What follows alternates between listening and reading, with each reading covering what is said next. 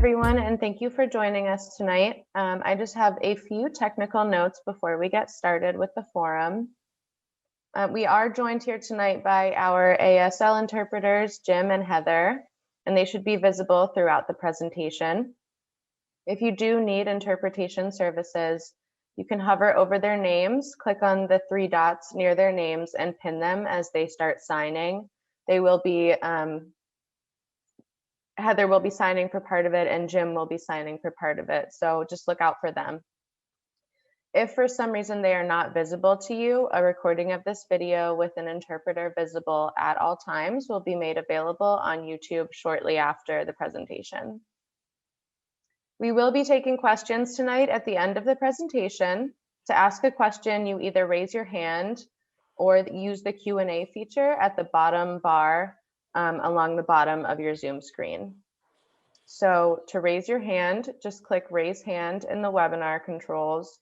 We will be notified that you've raised your hand and we'll call on you to speak. You'll be unmuted, you can ask your question, and then one of our panelists will answer your question. To use the Q&A feature, same thing, you just click Q&A at the bottom bar across your screen. Your question will go to the host and all of the panelists who are visible right now. And we will either reply back via text, which everyone will be able to see, or we will answer live so that everybody can hear the answer as well. You can also send your question anonymously if you don't want your name to be attached to your question. We will attempt to answer all questions tonight that come through. If there are some duplicates, we may group them together. But we will try to make sure that everything gets answered tonight. Thank you for coming, and I'm going to kick it over to our host, Dave. Thank you much, Leah. My name is David Hutchinson. I'm the Assistant Director for Capital and Asset Management with Mayor's Office, Management and Budget for the City of Pittsburgh. Thanks for attending one of our 3 public meetings, possibly more. Maybe you came last night, maybe you're coming next week, to talk through the 2022 capital budget. There's kind of 2 main goals for these meetings. One is to provide education and an understanding of what goes into the capital budget, how the process works for city residents. And then the other is to get input from city residents into the capital budget process. We want to know what you want to see in the budget, and this is a great way for us to get that feedback. You may have come to one of our older meetings that were in person. I miss them. I miss meeting new people from different neighborhoods all over the city and talking about our experiences while eating pierogies. Hopefully one day we'll be able to go back to that. But last year we were able to shift our focus with the help of IMP to 3 virtual meetings that focused on different portions of the budget, which is nice. It allows us to do kind of a deeper dive on specific subjects. So tonight we're going to be talking about recreation projects, parks, playgrounds, city facilities, and some city planning projects. Also this, as Leah said, will be on YouTube after. So check back in a couple of days and you can feel free to share the link with your friends and neighbors whenever that's up. And I want to say thank you, of course, to the Office of Community Affairs. They did a lot of work in the background to make these meetings happen and to promote them. Thank you to the City Channel, Department of Innovation and Performance for being such a great lifeline these past 15 months while we work from home and still try to connect with the public. And thanks to Heather and Jim, our interpreters for tonight. I also want to shout out District 8. They're here in attendance. They've been huge advocates for this kind of engagement, and we appreciate their support. And also the Council Budget Office as well. I just want to do a quick pause to see if anybody's having any issues with accessibility. Okay. So tonight we're going to do a short overview of the capital budget itself. We're also going to hear from some really interesting departments. We have Ross Chapman from City Parks, going to talk about spaces and infrastructure and how they program those spaces. Chris Hornstein is here from DPW to talk through kind of the development process for DPW projects, the inventory of assets. There's a lot of buildings, a lot of parks, a lot of playgrounds, and how DPW prioritizes projects for proposals for the capital budget. We also have Martina Battistone from City Planning to talk through comprehensive planning for recreational assets. You may have participated in the Emerald View Park, Open Space Master Planning, Southside Park, Open Space Master Planning. Those are great projects that City Planning leads, and we'll be able to talk through those tonight as well. We've gotten questions in previous years, very valid, understandable questions, kind of why are we here? What's going to happen to the information that's shared tonight? It's important to keep in mind that when you submit the survey, we're going to talk about in a little bit, it's published in the capital budget. We actually try to publish all of the survey results there. We also, and this is the really crucial part, share the survey results with department leadership and city council offices so that they have time to review your input and possibly write a proposal for the 2022 capital budget.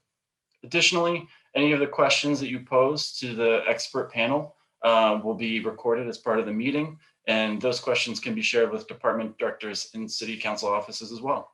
So up next, I'm going to share, I'm going to pass it to Pete McDevitt from our capital team as well to talk through the capital budget process. Thanks, Dave. Hi, everybody. Thanks for coming tonight. I'm Pete McDevitt. I am a senior budget analyst in the Office of Management and Budget, working on the capital budget.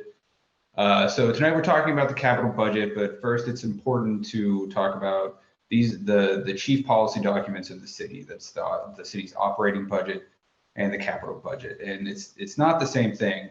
The operating budget funds the day-to-day activities of the city, like everybody's salaries and benefits, the uniform supply costs, utilities, so the gas and water bills, and all of the gasoline that our vehicles use. So everything that the city needs to do on a day-to-day basis is paid for out of the operating budget. The capital budget funds our physical infrastructure, the big one-time payments that are large-scale projects that cost millions of dollars or hundreds of thousands of dollars, things that work on bridges and buildings, the streets, park reconstruction. Vehicles is something that often gets overlooked. All of the garbage trucks that are picking up your garbage every week, and all the fire trucks that are answering all of the first response calls, and all of the housing and urban development programs that the city funds. And there's the covers of each of our policy documents for the city. So what's the capital budget made of? Every year we put together a 6-year plan that looks at a capital improvement plan, or we call it the CIP. So larger projects can take millions of dollars and multiple years to complete, and they pull from various funding sources every single year.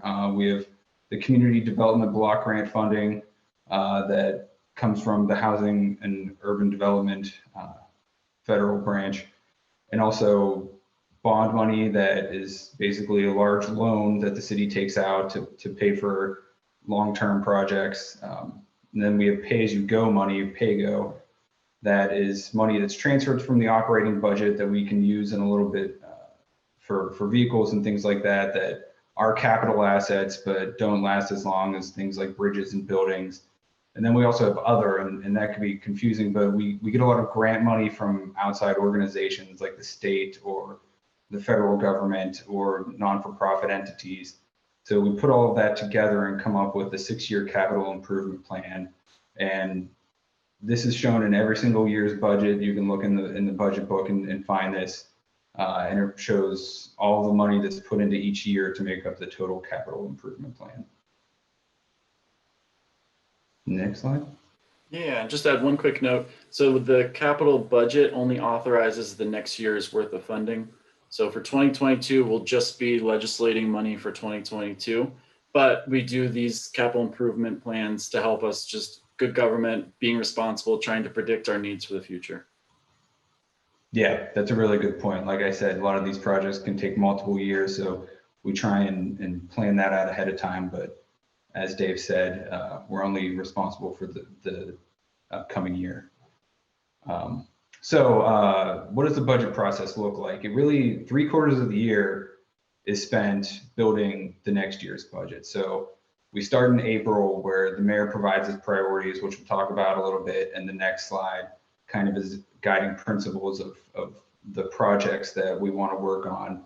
And in May, the Office of Management and Budget will issue a request for proposals to city departments and entities to hand in proposals for projects that they want included in the next year's budget. And in June, which is where we're at now, is where we start the public hearings and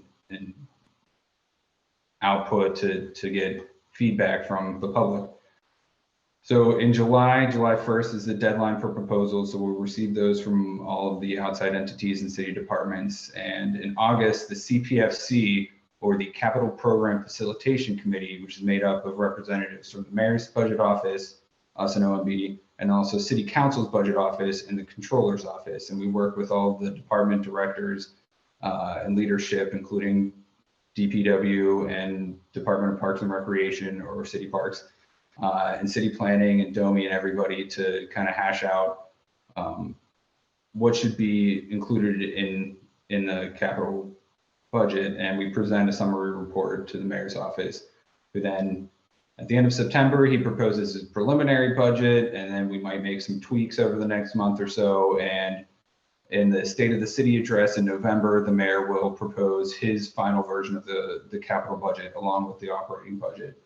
And from there, it goes to December. And it's really important at this point that the public process doesn't start at that point. It kind of reopens whenever people can go to city council meetings, and city council will have public hearings to discuss what's included in the budget or what's not included in the budget and what they think should or shouldn't be in there. So this isn't where the public process ends. This is just kind of the beginning. And it's really important to follow along all the way through that.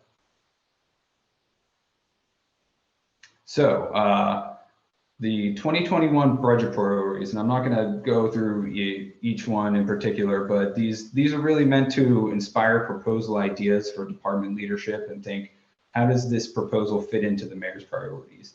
So they're really just guiding values for the capital budget process. They're set by the mayor, and these priorities help departments understand what the mayor wants his budget to look like. They're shared with department directors and council offices early in the capital budget process to help guide the selecting projects for proposals. Today, we'll be asking you to think about these priorities and whether you believe there are additional values that should guide how the city invests in its infrastructure. Yeah, and a quick note on these, they're not in any kind of order. Yeah. So this is what the budget proposal document actually looks like.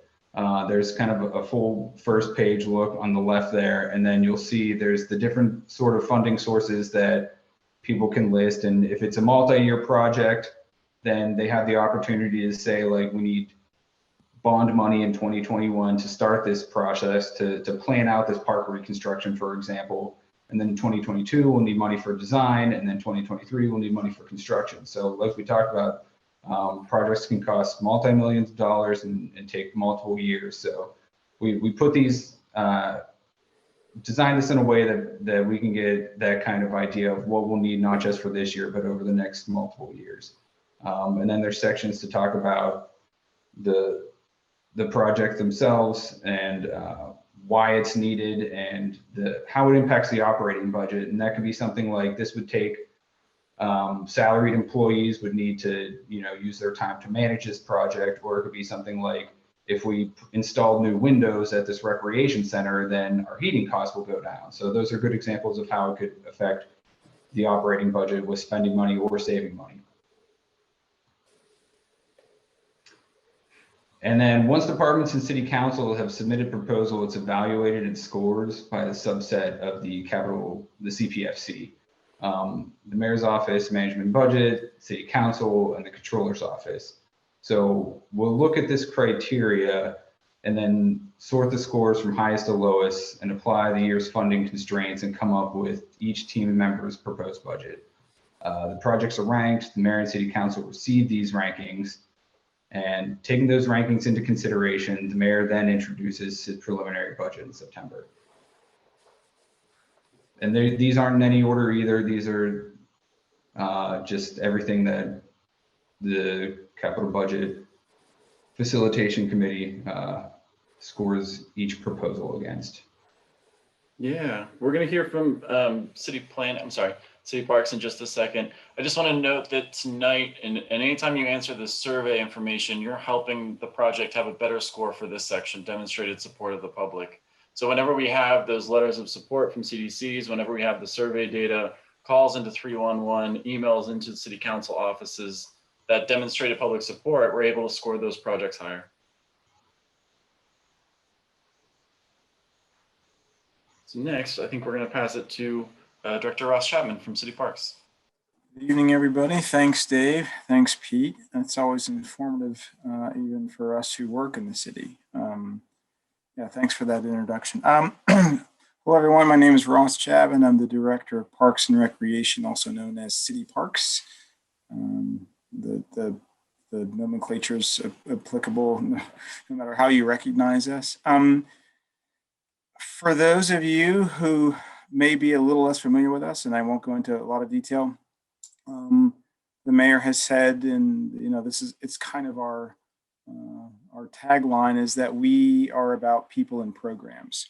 So we work closely alongside of the Department of Public Works, the Department of Mobility and Infrastructure, and really every department within the city, because we're an outward facing group of folks that provide services, programs, and activities for city residents, whether they be youth, whether they be seniors, whether it be specific to recreation or technology via our Rec to Tech program.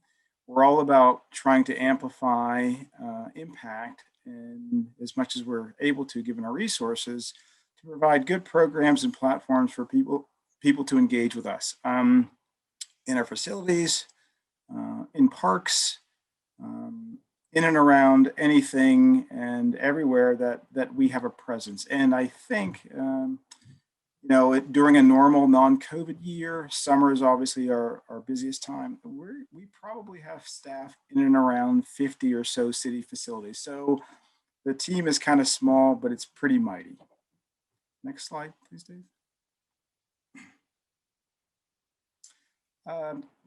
I really don't like reading PowerPoint slides, so you can all see themselves. I'll just touch upon some of this for the interpreter to transcribe. But, we do aquatics, we do recreation, we do technology. We have a really robust, very small staff food program. I think since the start of the pandemic, March of 2020, mid-month, since then we have distributed maybe 650,000 free meals to seniors and kids and families for free. So we're still able to make an impact and have been able to do so in a very different way. But we've been able to kind of touch residents and communities in need and facilitate that kind of ongoing engagement, even though our rec and senior centers and much of our programming was shuttered due to COVID. We're trying to amplify what we do. We've learned a lot through this past 15 months. I think when business resumes kind of as normal, as we all hope we're on track to do soon, we're going to continue some of the virtual programs and outreach that has proven to be successful for us. We've been able to engage folks that we wouldn't normally see come into maybe one of our facilities. And it's been really informative for us to think about how better to approach kind of service delivery as a model, kind of an enterprise solution to what we do. So I tell the people that I work with, I'm just part of the root system of the tree, and all the branches are perhaps the folks that you all have seen out in the community and in rec centers, senior centers, and aquatics programs, et cetera, et cetera. Those are the folks doing the hard work. So just wanted to give a shout out to my team. Next, Dave, please. Just a list of some of the things that can be a little confusing internally and externally. Internally for other city personnel, some of the council members, as well as for the public in general. Listed are some of the things that we are responsible for. I mentioned community and healthy active living / senior centers, aquatics programs, inclusive of the Oliver Bathhouse. I think there's 29 aquatics facilities. Those include spray parks. Mellon Tennis Center and tennis programs. We have community enrichment programs. We have programs in some of the public schools, roving art carts, special programs that happen in some of the ARAD funded parks, food programs, and a variety of other things. That's a very small list of things, but there's quite a bit that we do. Next, please, Dave. This is where it's often helpful for people to realize what we don't do. We have a really dynamic person in our office that somehow manages to field every 311 call, just about every phone call, they're just amazing. But this is a list of some of the stuff that is often one would think, kind of naturally, parks and recreation. Well, we would manage these things. Well, these things don't fall directly within my purview, or we don't operate and kind of manage these activities within Parks and Rec.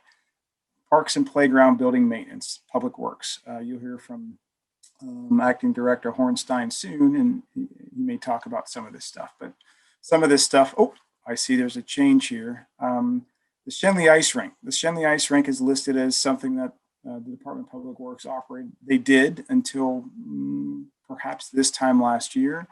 It was an asset entity program area that was within the Department of Parks and Rec. It was shifted to the Department of Public Works while there was a large capital infrastructure project that commenced. That project was completed, a little over a year and a half ago, perhaps. And since it's programmatic in nature, and there's a pretty nice new ice rink that was designed and constructed via the DPW, the rink returned to City Park. So we do manage that program currently. We do not. We're not responsible for shelter rentals and park pavilions and the permitting process for fields. We do some permitting for tennis courts. We do permit for indoor use of perhaps a rec center space or a healthy active living senior center space, but largely the permitting process happens outside of my department.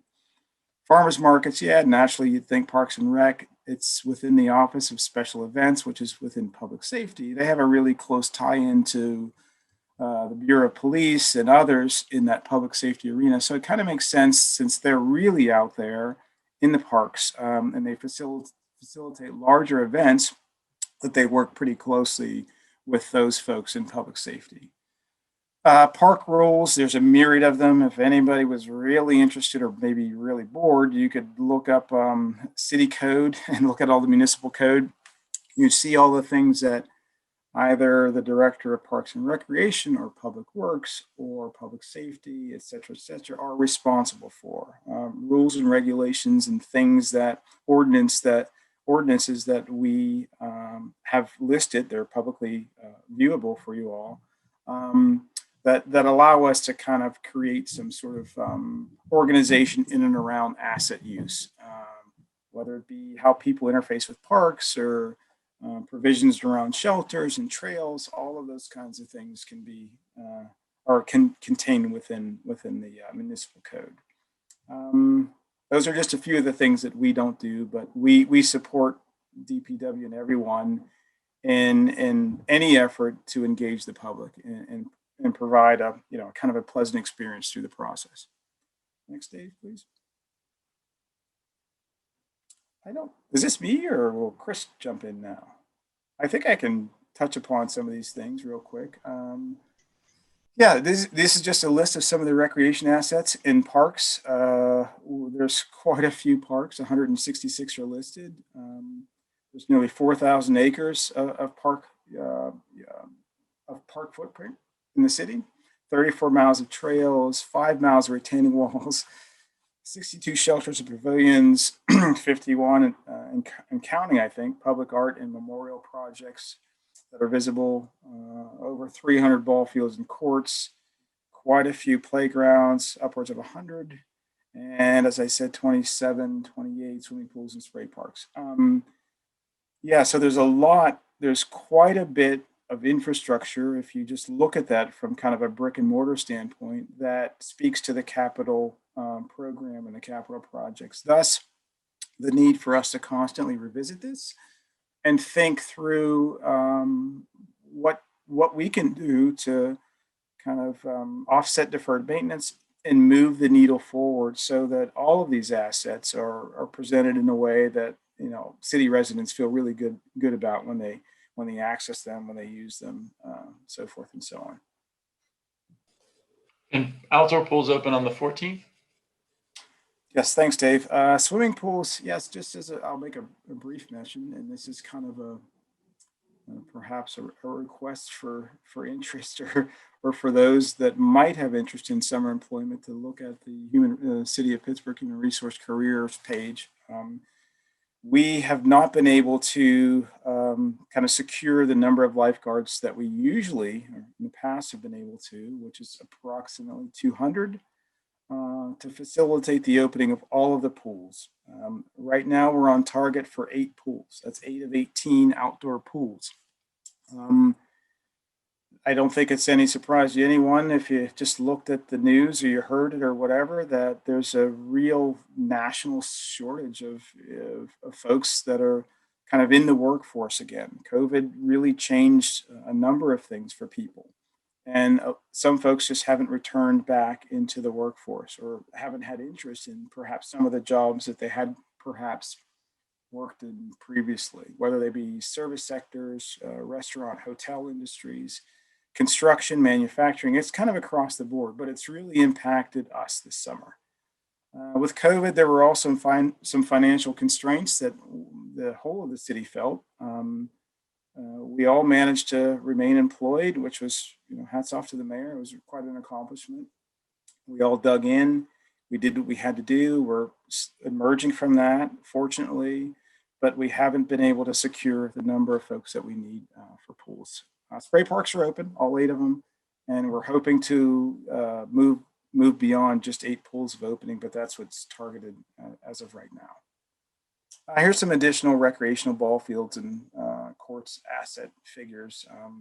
Quite a few more going in right now. There's new pickleball courts. Pickleball seems to be the new sport, the new craze, and there's some new courts going in over in the Frick Park area. So we're excited to open those up soon, and there's a demand for even more. So what we've seen also in the last year and a half since COVID is people are really, really using outdoor recreational assets.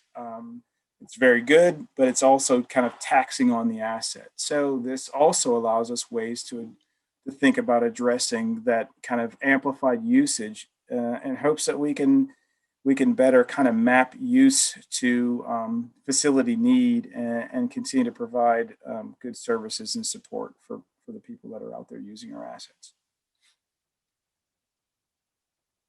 Again, quick mention of the playgrounds. Firmly within the Department of Public Works are some really wonderful landscape architects and project managers and architects, and those are the folks that design and implement playgrounds, the swing bay areas, the ball fields. So it might sound weird, but oftentimes my department is the client, and we work closely with the folks in Public Works, the design professionals and project managers, to facilitate what we're trying to deliver for city residents. So it's a really collaborative process. There's an objective, but we work hand in hand with DPW, who kind of holds the capital purse, the capital wallet, so to speak, capital budget wallet. And we facilitate ongoing engagement in hopes of reaching kind of a design solution that we can afford to do and deliver for city residents. There's a quick nod to the mention of pools. Again, it's an unusual year. We're hoping that it changes a little bit, but and here's some other asset figures relative to rec centers and senior centers. I wanted to make quick mention too, this may sound a little bit weird, but capital money, as Dave and Pete mentioned, it's largely infrastructure and or kind of HUD related. We do receive $750,000 to support our senior program. It's capital development block grant money, CDBG money. So it's a grant that we've been getting. We're also funded by the Area Agency of Aging in Allegheny County to support the senior program. But without that federal assistance through these capital monies, it would be very hard for us, to be impossible for us to deliver 13 senior centers and program those assets. So that's a really important consideration for us when it comes to capital monies. Yeah, thank you very much, Director Chapman. I'm always impressed by kind of the width and depth of expertise in city parks. To be able to go from senior planning to recreation planning to rec to tech to food service is a huge task, and I think the team does it extremely well. Thanks, Dave. Yeah, thanks for letting me connect with people and talk a little bit about the department. I appreciate that. Yeah, we're glad to have you. So up next, we're going to hear from Chris Hornstein from the Department of Public Works on how they view and prioritize projects. Well, thanks, Dave, and thanks again, Ross, for all your work that you and your team, assistance that you provide us. And I think as Ross mentioned, as I coach our design professionals and staff, we really do view everybody as a client. The Department of Parks and Rec is a large client of ours. We're happy to work with them. It's a great partnership, as well as the public. They're our client too. And now we're going to kind of get into the nuts and bolts here of basic, capital project types and how we in Public Works consider asset management. So basically, we have two types of projects. We have what we would call a sustainment project, and we have transformation projects. So sustainment is basically, regular but infrequent replacement of assets and or systems. So examples of this is replacing a roof, replacing a boiler, an HVAC unit, replacing playground equipment, etc. Generally requires minimal design or engineering. It's a little bit different than maintenance, which is infrequent, but maintenance being like basic repair. So that's like fixing a toilet, patching a roof. And it's different than operations, which would include things like cleaning and then all the programming that Ross and his staff would deliver out of facilities and parks. Transformation project is largely bigger. These fundamentally changes the asset itself. So it takes something and makes it different, hopefully better than it was before. So we're generally adding things, generally improves, service to the citizen, and, will require a high level of design and engineering. So some examples of projects where we've done that have been recently, their transformation projects. This would be Whiteman Park, Paulson Spray Park, Beachview Senior and Community Center, and the Shenley Ice Rink reconstruction. So we talk about sustainment projects. We deliver them on a little bit on what I call a quote unquote compressed timeline. We identify a need as part of scoping. We work with the capital budget team to put forward a budget request. Council approves that budget request. We go immediately into design and procurement. And we can actually, if contracts are in place already, we can kind of fast track that construction with with a very specific scope and funding, provided we have contracts in place. This whole process generally takes, when we talk about a sustainment project, generally takes anywhere from about 12 to 18 months to complete. Next slide.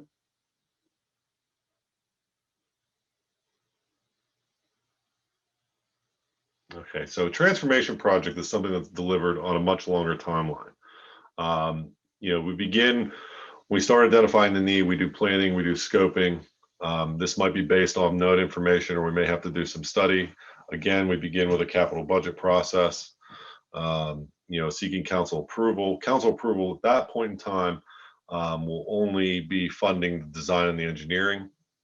In some very unusual cases, usually related to emergency scenarios, we can fully load the project for design, engineering, and construction within one budget cycle, but that's very unusual. As we complete our design and engineering, we return the following year for additional council budget approval request to fund construction. And so typically what we consider this transformation project takes about 3 years.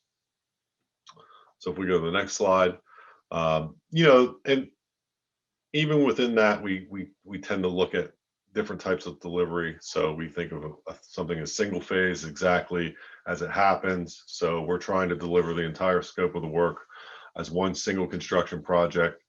We have to have the money in hand to do the thing at one time.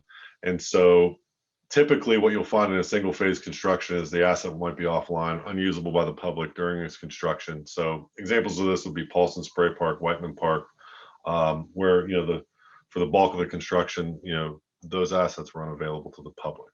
Multi-phase projects, again, are kind of also like they sound. We typically will stretch the delivery out over several years. So we work closely with the budget office to figure out, when funding is needed, what levels and amounts. And then with a multi-phase project, sometimes these things remain operational during a portion of the construction. So depending on how we tackle things, how we tackle a project. Examples of that would be like our recent work at Southside Market House and the McGee Rec and Greenfield Senior Center. Next slide. So other things that we have considerations about are master planning. So if city planning is performing a master plan, like some of you may have participated in the processes for Southside Park, Sheridan Park, coming up Emerald View. So adding that true master plan onto the front of the process will add a minimum of a year. And it also automatically creates a multi-phase project. One of the questions that I often get from all over the place is, why does this whole process take so long?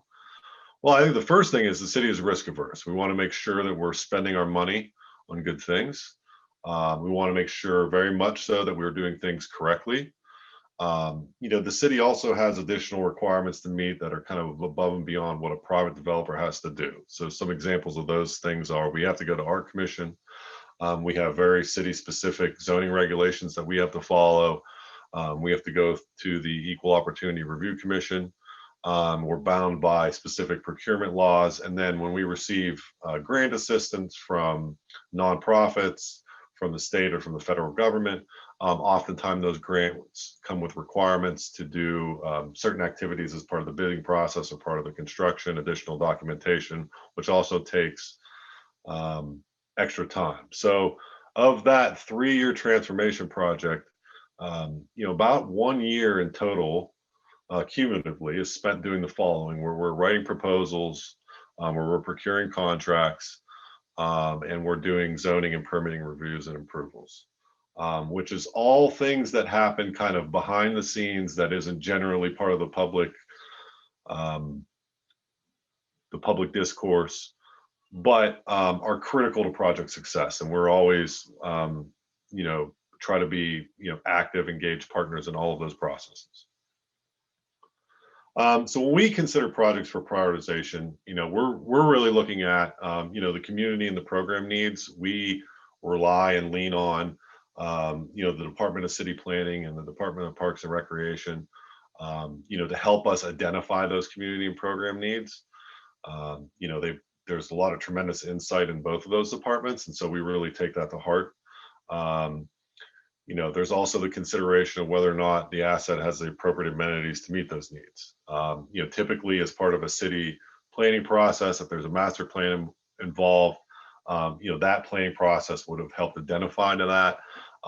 Sometimes where the project doesn't necessarily rise to the level, there'll be some community engagement done on the behalf of just strictly the Department of Public Works to identify with the community, appropriate changes.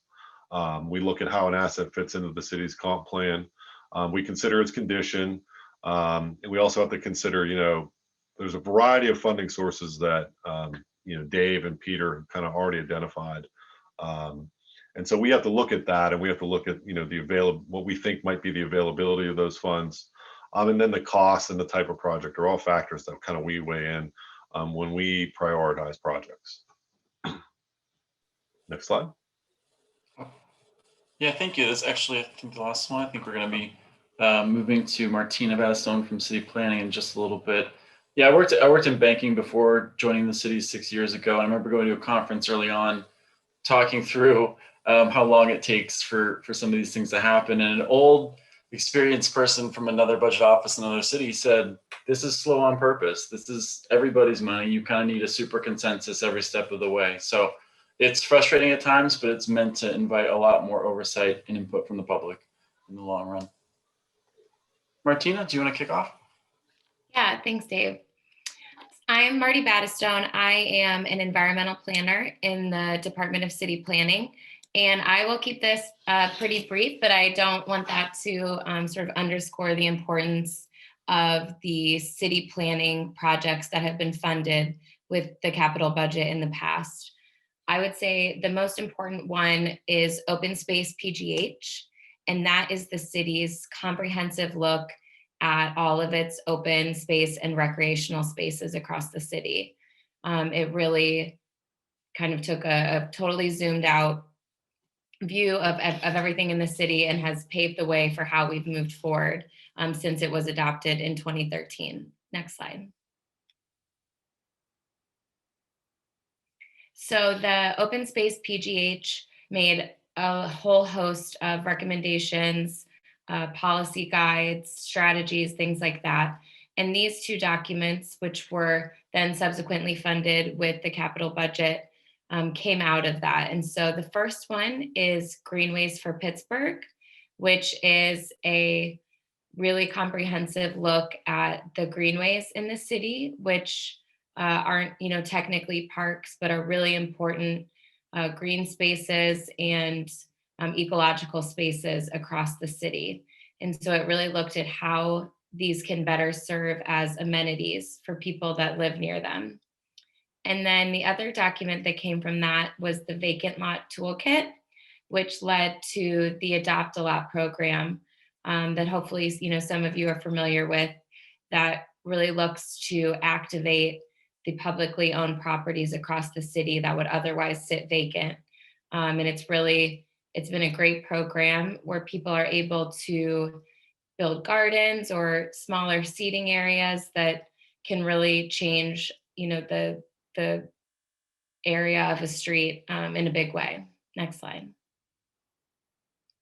So one of the biggest recommendations that came from Open Space PGH was that it sort of set a list of priorities for where and when we do park master planning.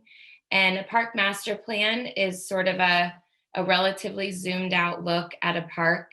And like Ross and Chris said, where, we want to assess what amenities are actually being used. What does the neighborhood want to see there? What areas can we improve? Things like that. How can we make this the highest and best use for that space? And so since then, we've done a lot of master planning. The Southside Park Master Plan was completed in 2018 through a combination of grant and capital funding. And as I'll speak about in just a moment, that is one of the first sort of master plans that we've taken through from master planning through implementation that really embodies the process that Chris was just speaking about of how we move from planning to construction. We completed the Sheridan Park Master Plan in 2020. Emerald View Park is wrapping up soon in the coming months, and that was done with grant funding and capital budget. We just about wrapped up the Fort Pitt Park Master Plan, which I see someone referenced in the questions and answers. So again, that was, a really robust engagement process. And, we feel as though the plan calls out what the community wants to see. We will be starting the Westinghouse Park Master Plan soon, as well as a district park planning effort in the Hill. And we do have a DCNR grant and capital budget funding for a master plan of Hayes Woods, which is the large swath of land in Hayes in the city. And before we change slides, I just want to point out, obviously with COVID and not being able to do in-person public meetings, we had to get, creative of how we can still move things forward in the interim. And so we moved, a lot of engagement online, but we still did our best to ensure that, even for those who aren't necessarily able or comfortable to access that online, that we were able to get their input. So there's a photo of, the online Fort Pitt Park plan, and then an in-person meeting that we were able to do last fall as well. Next slide. And this is just an example, like I said, of Southside Park, which you can see sort of an excerpt from the plan that basically calls out, what amenities should go in what area of the park. And a big part of the master planning process, especially for the larger parks like this, is to propose phasing. So that really helps us when making these capital budget requests to say, all right, we know these set of projects make sense to be phased together, at the beginning, to where, we're not going to be doing construction kind of over the same space, or these are the highest priorities, things like that.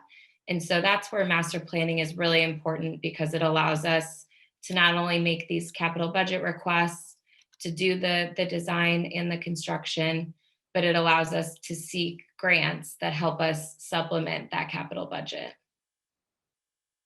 Next slide, ma'am. And then I'll just be really brief.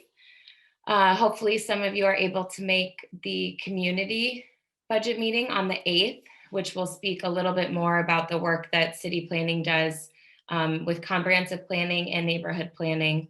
But just as it relates to recreation and open space, we've had a lot of other capital budget funded projects that have really taken a look at, the city's land and its spaces, and how we can better be utilizing those kind of on a street scale, a neighborhood scale, and a city scale to, improve stormwater management, provide better green space amenities to residents, and really just kind of improve the urban forest and the landscape in those spaces. So the Uptown Eco Innovation District is an example of some capital budget funded work from city planning that really, looks at a lot of these other elements, such as stormwater infrastructure and things like that. So that's it for me. Yeah, thanks, Marty. We're gonna go back to DPW in a little bit to talk through some specifics on projects you might be familiar with, but I do want to say I've been really impressed with Engage PGH, our kind of new online portal. City Planning put a lot of work into it. The Office of Community Affairs has put a lot of work into it. It's a really great tool. We're actually going to go over it a little bit in a few minutes. Up next is going to be Chris again.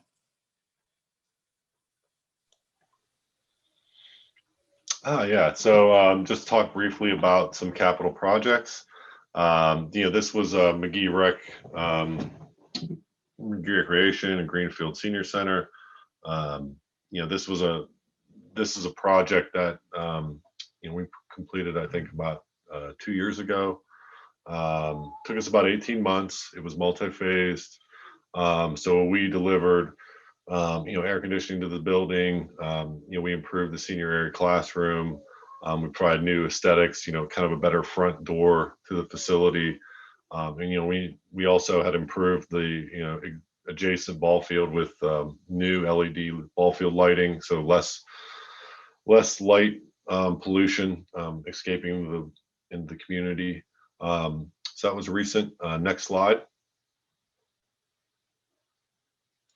As you can see here, this is a capital project at the Sheridan Senior Center. So, this is, providing better ADA access and more comfort for seniors and improved aesthetics. As you can see, like magically, like what we envisioned for the project, it's beginning to look like that. This is something that we're hoping to finish construction on by the end of July. Next slide. Here's, a pretty exciting capital project, which was Whiteman Park. We just finished this up last fall. As you can see, there's in the aerial photos, there's a pretty good before and after. So this is a prime example of what I call a transformative project, completely different. So we expanded our play opportunities. We put in a new picnic pavilion. We put in new court, a lot of community engagement here, and a really heavy stormwater management component and public restrooms that were previously available. So next slide.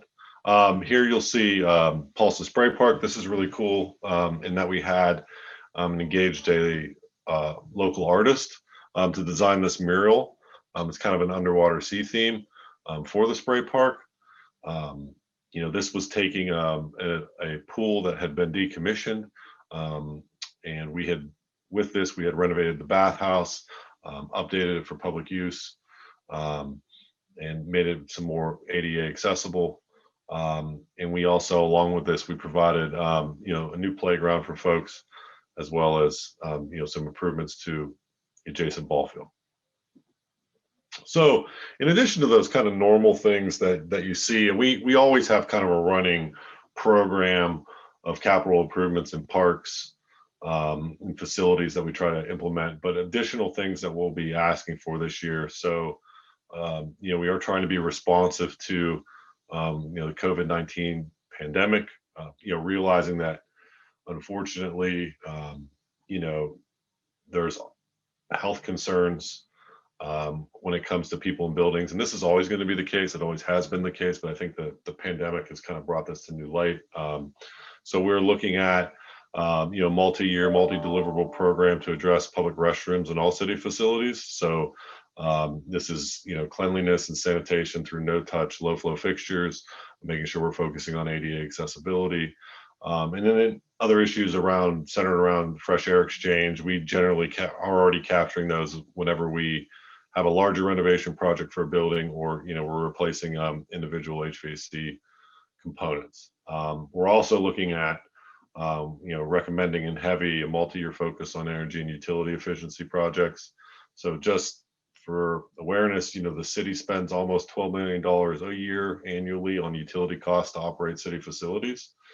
So we're tackling this in a variety of ways. Right now, there is city code. We have a net zero ready requirement for large scale renovations that requires us to look at the building holistically, to come up with a very energy efficient program that uses a minimal amount of energy. And for renovations that we know, won't rise to the level of needing that, we have a bunch of smaller scale interventions, LED lightings, lighting controls. A lot of it centered around electricity and water efficiency.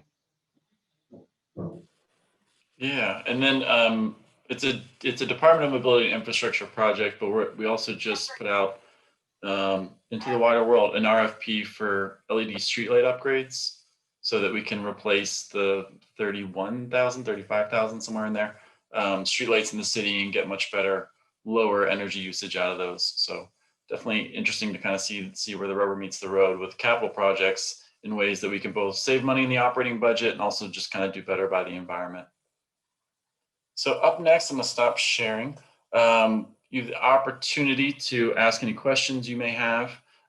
We have a couple in the Q&A, but you can also raise your hand. Both of those functions are down at the bottom of your screen, so you can click on those at any time. We're going to start with Nina saying, I don't have a question, but I would like to say that Garfield really hopes for funding for Fort Pitt Park plan improvements. Additionally, we hope for one day to have a recreation building in Garfield. Those are great comments. I think there's a pretty strong need, some of the recreation assets there. I know the community's pretty active with Fort Pitt, and I was glad to see some of the planning that's going on there. And then Barbara also had a comment. Barbara Warwick here from Greenfield Community Association. We have been in contact with DPW, but I wanted to raise awareness on this call as well about the deteriorating playgrounds and playing fields in Greenfield, Hazelwood, and Shenley Park. Specifically, 4 Mile Run playground is blocked off and near unusable. Bergwin Field needs major improvements. And at Anderson Playground, the main climbing structure is blocked off and the swings have been removed. But Hammer also needs repairs, but DPW has said that these are scheduled for late August, so fingers crossed. These playgrounds and playing fields are critical to health and well-being for our kids. We often hear from DPW that they have not been given budget for these fixes. So where do we turn to ensure these improvements are budgeted this year? Also, as more of a wish than requirement, we would love to get the funds to build a new community playground at Greenfield School. Thanks very much. I'll pass to Chris in a little bit if there's any specific comments you have about the projects that were raised. I will say that your sentiment is shared by a lot of city residents, Barbara. A lot of the feedback that Pittsburgh Parks Conservancy got and kind of the Parks Tech's public engagement they did was heavy on maintenance. It was heavy on repairing what we have, upgrading what we have as opposed to building new things. So that was definitely heard loud and clear. And I think once the park tax money starts flowing through, we'll have some more opportunities for funding more of these type of assets. But Chris, I didn't know if you had any other comments to add. Oh, yeah, I want to address some of your concerns right here, Barbara. So the playground at 4 Mile Run, we are aware of that. We just recently ordered replacement parts. So we're hopeful to get those as soon as possible, make that aware. Budhammer is still on schedule for late August. So, we haven't heard of any supply chain problems with playground equipment to date. So that program is running as communicated. Anderson Playground, unfortunately, very aware, also just very unsafe structure that kids really shouldn't be on. So we're aware of the need. We will be putting together a capital budget proposal for Anderson Playground for 2022. So we're hoping that, the administration and city council can give it a favorable review. And that's it. I believe Hirsch had wanted to answer the question on the previous question about the Fort Pitt. My apologies, Director. I moved it to the answered question. So if you click on the answered section, you should be able to see it there to finish answering. Oh, thank you, sir. Yeah, and that's in the Fort Pitt Park plan. I know that that's within city planning's realm right now. We're working hand in glove with them to kind of review the program, and kind of working with the community to realize that project. Excellent. Any other questions? You can raise your hand or you can just type them in the Q&A. Okay, if anything comes up, feel free to type away or raise your hand. We're just going to do a few more last slides on how you can keep the momentum going and keep providing input for what you want to see on the 2022 capital budget. So the main kind of data, you're all able to see my screen, right? Yes. Okay, thank you. And Dave, we do have one more question in the Oh, I'm sorry. Q&A. Thank you. Yeah, Nina, Kite Hill Park was identified in the park survey as being in the top 10 that needs fixed.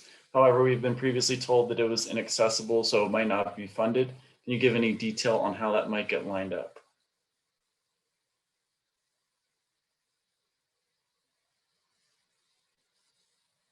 Chris, I'm not sure if you have any details on Kite Hill. I've heard the name before, and I remember seeing it in the survey itself. Yeah, I've visited Kite Hill. So the challenges with Kite Hill are it is a hill. So getting ADA accessibility there, really, really challenging. The other thing I would pose is that the park, as it's kind of currently configured, I think raises some very serious safety, public, safety for users of the park concerns for me as a professional. So that's one of the projects where I would engage with city planning to consider, what uses would be best in working with the public. What uses would be best for this parkland? Because I think as it's currently configured, it's not really the best. But I'd like to have some deep and public engagement on a project like that. Excellent. And Thando asks, what are the metrics for success for priorities like equity? So earlier on a slide that Pete had showed, there's kind of 8 categories that we score against as part of the capital program facilitation committee. Those are dictated by code. So those don't address equity explicitly, but on the front end, the mayor's office, as part of the mayor's priorities, the things that are supposed to kind of inspire the department directors and council offices to submit proposals, those equity really plays a huge role. So we've seen a lot of kind of conversations about how to address that. And we've gotten, I think, a lot more systematic with the help of city planning and DPW and how we address equities based on their current status. So whether it's the 2013 open space plan that Marty referenced that really gave us kind of the lay of the land for public parks, or if it's the STEP survey that we did last year with the Department of Mobility and Infrastructure, we're able to take that information and put it into an asset system the DPW runs called Cartograph that allows us to see kind of all the conditions of all the assets in the same class. And that helps us to be able to prioritize the most degraded, street segments, the playgrounds that have gone the longest without a major renovation. So that's kind of how we've been tackling equity in that sense.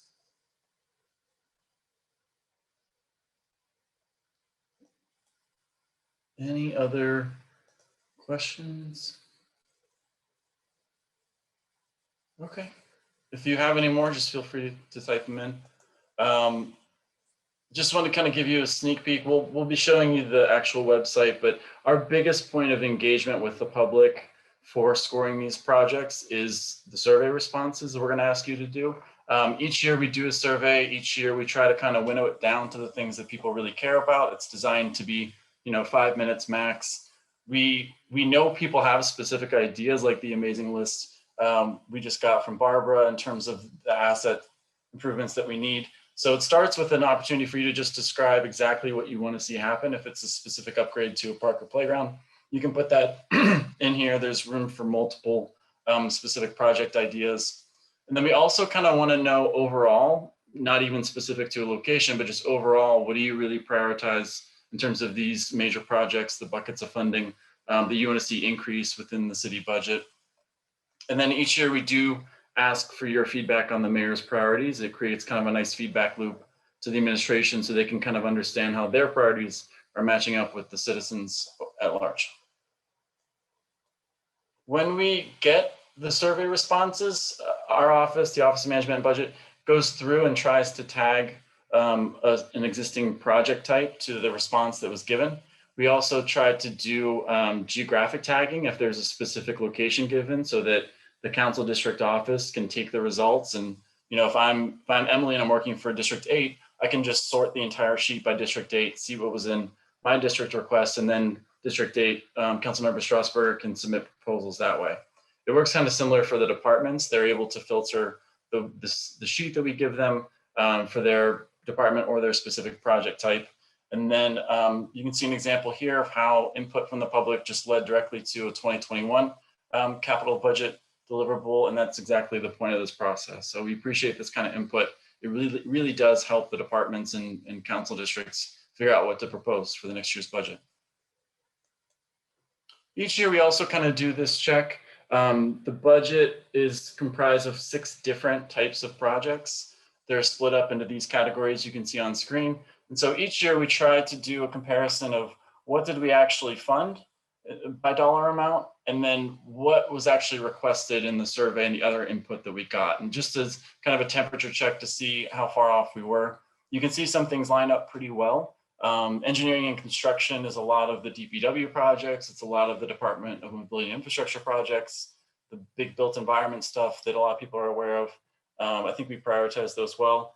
As Pete referenced, some of the things that don't have as much visibility with the public, like vehicles, administration, and subaward, those understandably kind of don't get represented as well in the survey responses, but they're still critical parts of the budget. So we try to make sure that those are included as well.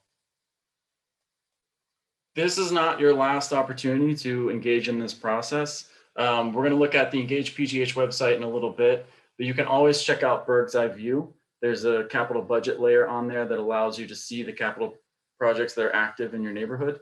I'm always really impressed with that tool. You can always tweet at 311 or call 311 if you have a specific concern.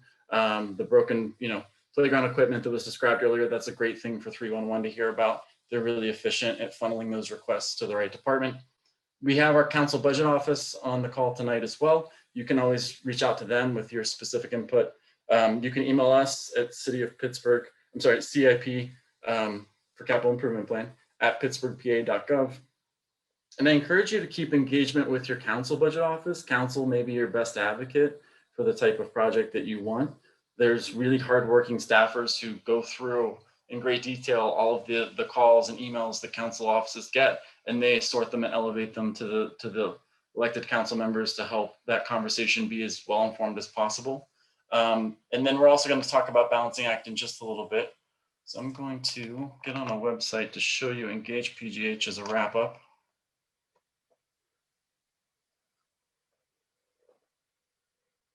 So it's just engage.pittsburghpa.gov. It's a great tool that, again, City Planning and the Office of Community Affairs has put together. You can check out all different types of projects, not just for capital projects, but there are some really nice major capital projects in here as well. Some planning efforts, some specific construction projects too. tonight I can show you what's going on for both the capital and operating budgets for 2022 development. We have calendar on the right-hand side. We are right about here. Feel free to come back next week. We're going to be talking on Tuesday about a lot of our kind of URA projects, community development block grant funded projects. And then the next day, there's going to be an operating budget forum that you're more than welcome to come to. In addition, there's some other tools you can work through. One of my favorites is Balancing Act, which is a simulator that allows you to kind of do our job and rebalance the budget any way that you want. You can go through and add and subtract funding between different projects. So if you want more affordable housing, you can do that, but it won't let you submit until you've actually balanced your budget. So if you want to, give us a surplus and trim some things, that would be great. But we take all the information that comes through as pluses and minuses. You also have the opportunity to make a specific comment about any of the projects represented here. And we review those as well and share those similar to the survey results with the departments and council budget offices. This has been a great tool. I think a lot of people have been able to kind of figure out what the budget looks like overall using this. And this right now, what's live on the website is the 2021 adopted budget. So if you want to get a sense of what's already in there, you can check that out as well. And then additionally, just to wrap up at the bottom here is the actual capital budget survey. It's meant to be short, brief, easy for you to fill out. And then at the very end, we just try to get some demographic information to make sure that we're reaching residents that look like our residents, that's proportional to the people who live here. You can also check out your council district office using that link. If you're not familiar, there's some really cool maps on the city planning website. I like to go to the digital map room a lot. There's some fun stuff on there you can check out. Just gonna do one more check to make sure I didn't miss any questions. All right. So Nina said, we hope that the steps in Garfield can be repaired and coordinated with Fort Pitt Park renovations if that can be budgeted. I will say as part of the budget office, one of my pet peeves, but it's, at the end of the day, it's completely understandable. It's the right thing to do is when the projects can kind of morph and change and get bigger because that's just the community need. I tend to look at things as individual assets, but when Chris and Ross and Martina are out in the real world, they're touring Paulson Spray Park, a new asset we're excited about, and realizing the ball field also needs upgraded. And so that's a great opportunity for them to kind of look holistically at the site and to make recommendations and changes to the budget if necessary, to make sure that it's a comprehensive upgrade that makes sense. We wouldn't want to put in new infrastructure that's inaccessible because the steps are broken. So I really appreciate that about the city departments, as much as it sometimes increases the budget. They do try to take a pretty comprehensive look at each of the assets. Do one more check, see if there's any more questions. Okay. Well, I'm hoping that everybody here can share the survey as well. It's a really excellent way to get your voice in the process. Share it on your social media. Send it to, I know there's some really active CDC folks on the call. Please feel free to share the survey that way. It's a quick way for you to give us information that we can use for projects for the next 5 or 6 years. It's really important. So anything you can do to share the word on the survey or the upcoming meetings would be greatly, greatly appreciated. To close out, I just want to say thank you again to Ross and Marty and Chris for explaining their world to us. I want to say thanks to Jim and Heather as our ASL interpreters tonight. Thanks to the Office of Community Affairs for putting together these meetings and doing so much work in promotion. And of course, thanks to the City Channel for making this all look so smooth whenever they go back and edit them and put them together for YouTube. Yeah, thanks everybody. Have a good night and hope to hear from you more in the 2022 capital budget process.